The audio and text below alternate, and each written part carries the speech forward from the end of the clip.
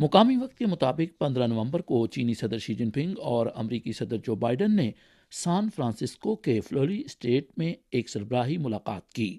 دونوں سربراہان مملکت نے چین امریکہ تعلقات کی سمت اور عالمی امن اور ترقی کو متاثر کرنے والے بڑے مسائل پر اہم تصویراتی، جامع اور مفصل تبادلہ خیال کیا۔ دونوں صدور نے بالی میں ہونے والی ملاقات کے بعد سے چین امریکہ تعلقات سے متعلق اصولوں کی ترقی پر تبادلہ خیال کرنے کے لیے اپنی متعلقہ ٹیموں کی کوششوں کا اعتراف کیا۔ انہوں نے اس بات پر زور دیا کہ تمام ممالک ایک دوسرے کے ساتھ احترام کا برتاؤ کریں اور پرامن طریقے سے ایک دوسرے کے ساتھ رہنے کا راستہ تلاش کریں،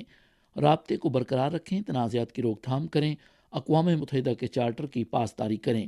مشترکہ مفادات کے شعبوں میں تعاون کریں اور تعلقات کے ساتھ مسابقتی پہلوؤں کو ذمہ دارانہ طور پر منظم کریں۔ رہنماؤں نے اس سلسلے میں جاری بات چیت کا خیر مقدم کیا۔ دونوں صدور نے مصنوعی ذہانت اور انسداد